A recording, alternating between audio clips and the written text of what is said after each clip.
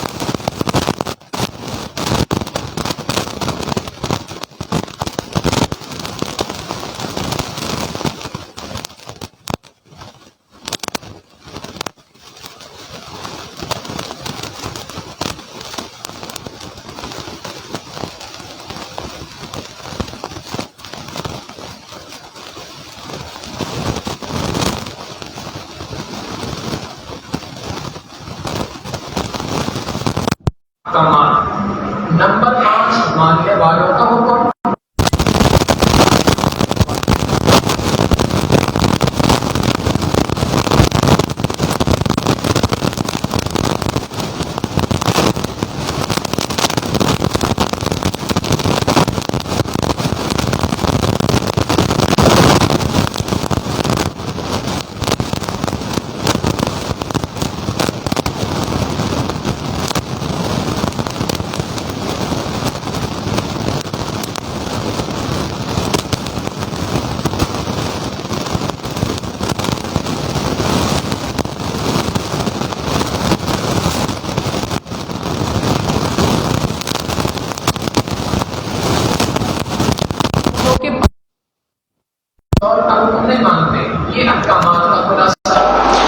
پھر اس کے بعد اللہ رب العزت نے اہدنا الصراط المستقیم اس آیت کے ذریعے سے سیدھے راستے کا حکم ہمیں عطا فرما دیا اور بتا دیا کہ ماننے والے وہ ہیں الذین انعمت علیہم، جن پر اللہ رب العزت کا انعام ہوا، اور نہ ماننے والے وہ ہیں کہ جن کے اوپر اللہ کا غضب نازل ہوا، اللہ رب العزت کی جانب سے گمراہ لوگ ہیں. تو اللہ رب العزت نے ان 6 مضامین کا تذکرہ بھی فرما دیا اور ساتھ میں انسانیت کو یہ بات بھی سمجھا دی کہ دیکھو اگرچہ ہدایت کا راستہ یہ ہے لیکن اس راستے پہ عمل تم پیرا رہ سکتے ہو مجھ سے تعلق قائم کر کے. لہٰذا ہدایت کی دعا مجھ سے مانگتے رہو، بار بار مانگو کہ اے اللہ ہمیں سیدھا راستہ نصیب فرما، اے اللہ صراط مستقیم نصیب فرما، ہم اس صراط مستقیم پہ چلنا چاہتے ہیں. اگلی سورت سورۃ البقرہ ہے. سورۃ البقرہ کے اندر اللہ رب العزت نے افتتاح فرمایا حروف مقطعات سے. مقطعات کہتے ہیں ان حروف کو جن کو کاٹ کر الگ الگ پڑھا جائے. شروع میں ہے الف لام میم، ایک ایک حرف کو الگ الگ پڑھا جاتا ہے، یہ حروف مقطعات کہلاتے ہیں. اللہ رب العزت نے ان حروف کو سورۃ البقرہ کی ابتدا میں نازل فرمایا اور ساتھ میں یہ بات بھی ارشاد فرما دی کہ یہ سورت کے شروع کے جو الفاظ ہیں ان کے معنی عربی زبان میں تمہیں کہیں نہیں ملیں گے. لہٰذا ڈکشنری دیکھ لیں، لغت دیکھ لیں، عربوں سے پوچھ لیں، اس سورت کی ابتدا کے ان حروف کے معنی کوئی بھی بیان کرنے سے عاجز ہے. اللہ رب العزت نے ایک بڑا اہم پیغام اس کے ذریعے سے دیا.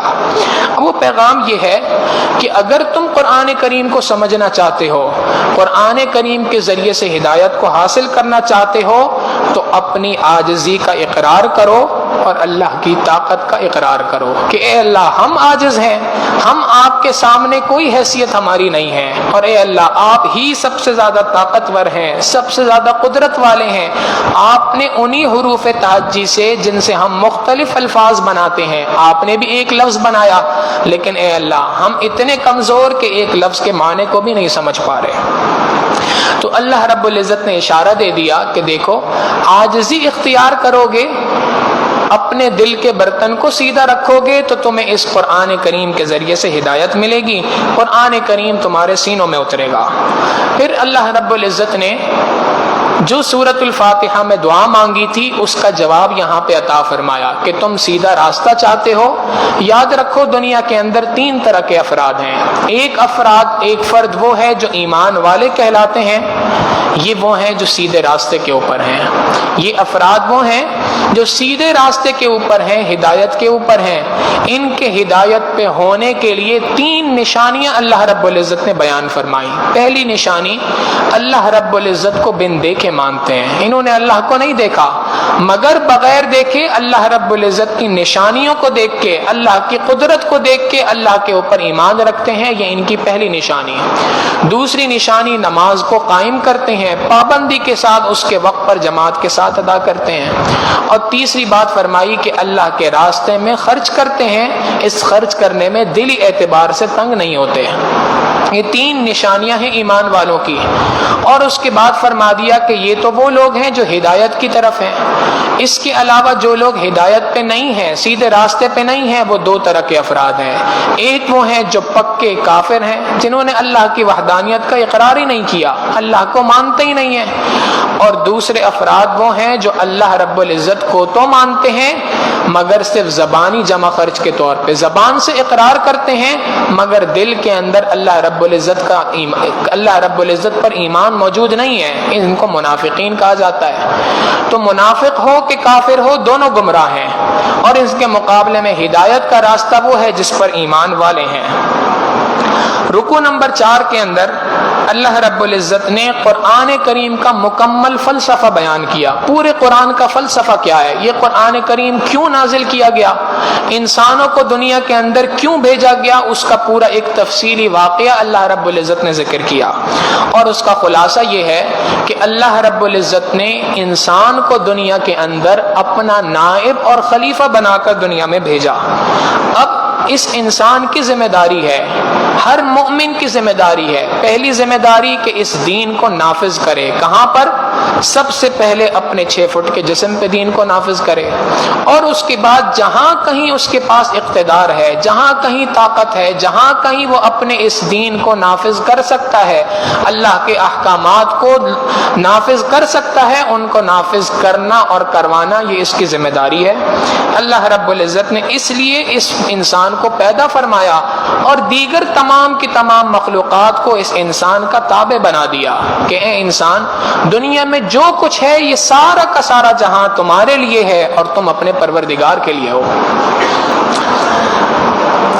اسی کے ساتھ ایک اور بات بھی بیان فرما دی، اور وہ یہ ہے کہ یاد رکھو کہ شیطان ابلیس جو ہے یہ تمہارا جدی پشتی دشمن ہے. تمہارے دادا حضرت آدم علیہ السلام جن کی نسل سے تم چلے ہو، اللہ رب العزت کے سامنے اس نے حضرت آدم علیہ السلام کو بہکانے کی کوشش کی تھی.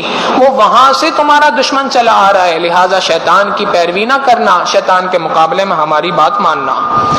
اور یہ بات بھی بیان فرما دی کہ دیکھو ایک صفت ہے انسان کی، ایک صفت ہے شیطان کی. آدم علیہ السلام سے بھی بھول ہوئی اور اس کے مقابلے میں شیطان ابلیس سے بھی غلطی ہوئی، مگر دونوں نے غلطی کے اوپر جو ریئیکشن دیا، جو اس کے جواب دیا، جواب دینے میں فرق تھا. آدم علیہ السلام نے فوراً اپنی غلطی کو تسلیم کیا، اے اللہ ربنا ظلمنا انفسنا، میں نے اپنی اس غلطی کا اقرار کرتا ہوں، اے اللہ مجھ سے یہ کمی ہوئی، کوتاہی ہوئی، مجھے معاف کر دیجئے. اور ابلیس شیطان بدبخت کا معاملہ یہ تھا کہ اس نے آگے سے ایکسکیوز کرنا شروع کر دیا، آگے سے دلیلیں دینا شروع کر دی کہ اے اللہ آپ نے مجھے آگ سے پیدا فرمایا تو میں اس سے زیادہ بہتر ہوں، کیونکہ آگ اوپر ہوتی ہے، مٹی نیچے کی طرف جاتی ہے.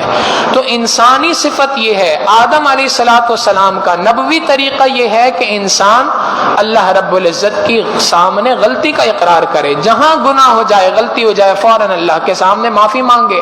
اور اس کے مقابلے میں شیطانی صفت یہ ہے کہ انسان اپنی اس غلطی پہ ڈٹے رہے، ڈٹائی کے ساتھ اس غلطی کو نہ ماننے پہ راضی ہو جائے. رکوع نمبر 5 میں اللہ تعالیٰ نے بنی اسرائیل کا تذکرہ فرمایا کہ یہ بنی اسرائیل یہودیوں کی قوم ہے اور ہم نے ان کے اوپر ایک کتاب نازل فرمائی. اس کتاب کا خلاصہ یہ ہے کہ اس کتاب میں ہم نے ان کو حکم دیا کہ اے بنی اسرائیل، قرآن کریم پر اب ایمان لے آؤ. پہلے کی کتابوں کا حکم یہ تھا کہ نماز قائم کرو، اپنے قول اور اپنے فعل کے تضاد سے بچو، جو بات کہہ رہے ہو اسی کے مطابق عمل کرو، ایسا نہ ہو کہ زبان سے کچھ کہہ رہے ہو دل کے اندر تمہارے کچھ اور ہو۔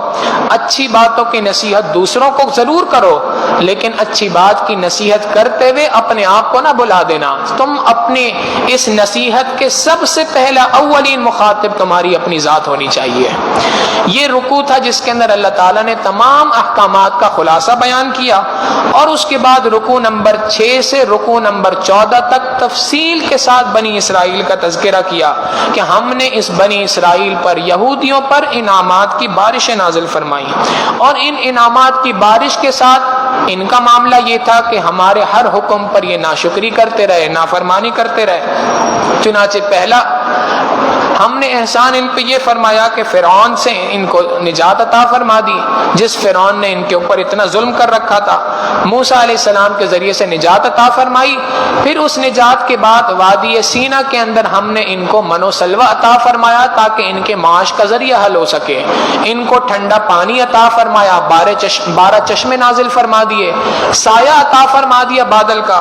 یہ ساری کی ساری نعمتیں تھیں، مگر اس کے مقابلے میں ناشکری انہوں نے کی، اللہ کے حکموں کی خلاف ورزی کی، انبیاء علیہ السلام کو ناحق قتل کرنے لگے، ایک بچڑے کو انہوں نے اپنا معبود بنا کے اس کی پوجا کرنے لگے، اللہ کی کتابوں میں تحریف اور رد و بدل اپنی مرضی سے کرنے لگ گئے، دنیا سے محبت ہونا شروع ہو گئی، اور ان سب گناہوں کے باوجود دعویٰ کرنے لگ گئے جی ہم سے بڑا جنتی تو کوئی ہے ہی نہیں، ہم ہی ہیں جو جنت کے اندر جائیں گے کیونکہ ہم اللہ کے پسندیدہ بندے ہیں۔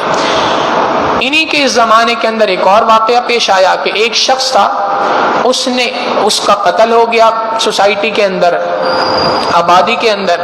اب اس کے قتل کے بعد سب لوگ مقتول کو ڈھونڈنا چاہ رہے تھے، انہوں نے موسیٰ علیہ السلام سے تذکرہ کیا کہ آپ اللہ سے پوچھئے کہ ہم کس طریقے سے اس بندے کے قاتل کو پکڑ سکیں۔ اللہ رب العزت نے حکم دیا کہ ان سے کہیے کہ یہ ایک گائے کو ذبح کریں۔ گائے کو ذبح کیا گیا، اس کا ایک تفصیلی واقعہ ہے کہ ابتدا میں انہوں نے کوشش کی کہ ہم اس گائے کو کسی طرح سے ٹال دیں، اس حکم کو مذاق اڑانے لگے حکم کا، مگر بہرحال مجبور ہو کر آخر میں گائے کو ذبح کیا۔ اللہ نے حکم نازل فرمایا کہ اس گائے کے جسم کے کسی حصے کو مقتول کے جسم کے حصے سے لگا دو، وہ مردہ زندہ ہو جائے گا اور زندہ ہو کے اپنے قاتل کا نام تمہیں بتا دے گا۔ یہ انوکھا طریقہ اللہ نے اختیار کیا، کیوں؟ اس لیے کہ یہ وہ افراد تھے جو یہ بات کہا کرتے تھے اللہ مرنے کے بعد دوبارہ کیسے زندہ فرمائیں گے۔ اللہ نے اس واقعے کو نازل کیا اس سورت کے اندر، اور آخر میں ارشاد فرمایا کذالک یحیی اللہ الموتى، جس طریقے سے اللہ نے مردے کو، اس مقتول کو زندہ فرمایا، اللہ رب العزت اسی طریقے سے قیامت کے دن مردوں کو زندہ فرمائیں گے۔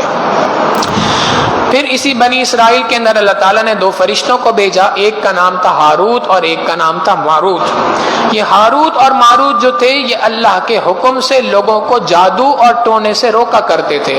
اس زمانے میں لوگ جادو ٹونا سیکھنے کی کوشش کرتے تھے، اور اس جادو ٹونا سیکھنے والے کو بہت بڑا کوئی آدمی سمجھا کرتے تھے، جی یہ تو کوئی بہت بڑا اللہ کا ولی ہے جس کو یہ بات بھی پتہ ہے، یہ بھی پتہ ہے، یہ بھی کر سکتا ہے، یہ بھی کر سکتا ہے۔ اللہ رب العزت نے 2 فرشتوں کو بھیجا، ہاروت اور ماروت کو۔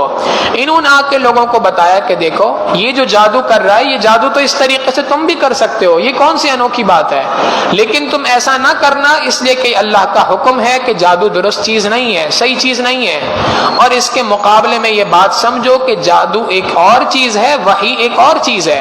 پیغمبر جو تمہیں بات بتا رہے ہیں وہ جادو نہیں ہے، وہ وحی ہے، دونوں کے درمیان فرق رکھو۔ مگر یہ بنی اسرائیل کی قوم وہ تھی جس نے اس بات کا حکم نہ مانا اور جادو سیکھنا شروع کر دیا اور اس پہ عمل کرنا شروع کر دیا۔ ایک اور کوتاہی تھی یہ، اللہ رب العزت نے یہ ساری کی ساری ان کی کوتاہیاں ذکر کر کے ان کو ارشاد فرمایا کہ یہ ساری کوتاہیاں، یہ ساری غلطیاں تم کر چکے ہو، اب اس بات کو سمجھو کہ اب وقت ہے توبہ کرو، اللہ کے سامنے رجوع کرو۔ پھر ایک اور ان کی شرارت تھی کہ نبی علیہ الصلوۃ والسلام کو کہا کرتے تھے راعینا۔ اب راعینا کے لفظ کا لفظی معنی بنتا ہے ہماری رعایت کیجئے، مگر یہ چونکہ عربی دان بھی تھے، جانتے تھے یہ راعینا کو کھینچ کے پڑھا کرتے تھے، راعینا۔ اب یہ جب کھینچ کے پڑھا راعینا تو اس کا معنی بدل گیا، معنی بن گیا ہمارے چرواہے۔ صحابہ رضی اللہ تعالیٰ عنہ مجمعین ان کی اس سازش کو نہ سمجھ سکے اور وہ نبی علیہ الصلوۃ والسلام کو وہ بھی راعینا کا لفظ کہنے لگے، اس یقین کے ساتھ کہ یہ تو پچھلی کتابوں پر ایمان لائے ہوئے لوگ ہیں، ان کو پتہ ہوگا نبی سے کس طریقے سے مخاطب ہوتے ہیں۔ اللہ تعالیٰ نے ان کی اس شرارت کو یہاں پہ ذکر کیا اور ارشاد فرما دیا لا تقولوا راعینا وقولوا انظرنا، اب تم لوگ راعینا کا لفظ نہ کہا کرو، اس میں شبہ ہے، لہٰذا اس کو چھوڑ کے انظرنا کا لفظ استعمال کیا کرو۔ اس کے ذریعے سے ایک سبق مل گیا، ہر وہ چیز جس کے اندر تھوڑا سا بھی شبہ آ جائے، شبہ والی چیز کو انسان کو چھوڑ دینا چاہیے اور شبہ سے ہٹ کر یقینی چیز کی طرف انسان کو منتقل ہو جانا چاہیے۔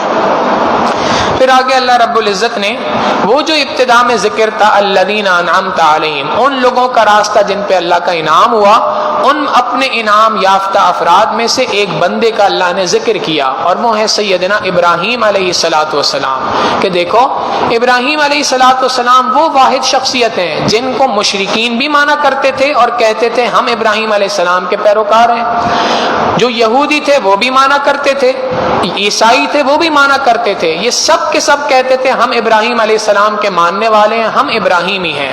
اللہ رب العزت نے ان کا ذکر فرمایا کہ اللہ رب العزت نے ان کو مختلف آزمائشوں میں سے گزارا اور وہ ساری کی ساری آزمائشوں میں پورا اترے، 100% کامیاب ہو گئے۔ تو حقیقی معنوں میں ابراہیمی تو وہی کہلائے گا، حقیقی معنوں میں ابراہیم علیہ السلام کا پیروکار وہی کہلائے گا جو ان کے نقش قدم پہ چلے گا، اور ان کے نقش قدم پہ چلنے والے کو یہ بات یاد رکھنی چاہیے کہ ابراہیم علیہ السلام وہ شخصیت ہیں جب ان سے کہا گیا اسلم، سر کو جھکا لیجئے اللہ کے حکم کے سامنے، انہوں نے اپنے سر کو فوراً جھکا لیا اور کہنے لگے اسلمت لرب العالمین، میں دونوں جہاں کے پروردگار کے سامنے اپنے سر کو جھکاتا ہوں۔ اللہ رب العزت نے ابراہیم علیہ السلام کا تذکرہ فرما کر دین کی جو دعوت مکمل اس پارے کے اندر تھی اس کا خلاصہ بیان کر دیا، اور آخر میں یہ بات ارشاد فرما دی کہ دیکھو دعوت تو ہو گئی، اب تم نے ایمان لے کے آنا ہے، اور ایمان لانے کا طریقہ یہ ہے کہ کوئی پیرامیٹر ہونا چاہیے، کوئی تھرمامیٹر ہونا چاہیے کہ تمہارا ایمان کیسا ہو۔ فرما دیا فَإِنْ آمَنُوا بِمِثْلِ مَا آمَنْتُمْ بِهِ، جیسے یہ صحابہ رضی اللہ تعالیٰ عنہ مجمعین ایمان لائے ہیں، جو ان کے عقائد ہیں اگر تمہارے عقائد بھی وہی ہوں، جو ان کے اعمال ہیں تمہارے اعمال بھی اسی طریقے کے ہوں، جو عقیدہ ان کا ہے تم بھی اسی عقیدے پہ عمل کرو، جس طریقے سے نماز کو پڑھنے کا طریقہ سلیقہ انہوں نے بتا دیا، زکوٰۃ کے ادا کرنے کا طریقہ اور سلیقہ بتا دیا، ہر عبادات کا طریقہ نبی سے سیکھ کے تمہیں بتا دیا، وہی طریقہ معتبر ہے۔ لہٰذا اگر تم ایمان لاؤ گے اس طریقے سے جیسے صحابہ رضی اللہ تعالیٰ عنہ مجمعین ایمان لائے تھے تو فقد اہتدوا، تو تم ہدایت یافتہ ہو جاؤ گے، تم اہدنا الصراط المستقیم پہ عمل کرنے والے ہو جاؤ گے، اور اگر تم صحابہ جیسا ایمان نہ رکھ سکے تو اس صورت میں تم گمراہی کے اندر ہو۔ تمہارے لیے حق کا معیار، تمہارے لیے حجت جو ہے وہ صحابہ رضی اللہ تعالیٰ عنہ اجمعین کی زندگی ہے۔ اس بات پر اللہ رب العزت نے پہلے پارے کو مکمل فرمایا۔ اللہ رب العزت ہمیں بھی صحابہ رضی اللہ تعالیٰ عنہ اجمعین کے اس نقش قدم پر چلنے کی اور اس کے مطابق عمل پیرا رہنے کی توفیق عطا فرمائے۔ وآخر دعوانا ان الحمد للہ رب العالمین۔ سبحان ربی العلی الوہاب، اللہم صلی علی سیدنا محمد وعلی آل سیدنا محمد وبارک وسلم۔ اللہم انا نسألک علما نافعا وعملا متقبلا ولسانا ذاکرا وقلبا خاشعا ورزقا واسعا وشفاء من كل داء، وصلی اللہ تعالی علی حبیبہ سیدنا محمد وآلہ واصحابہ اجمعین برحمتک یا ارحم الراحمین۔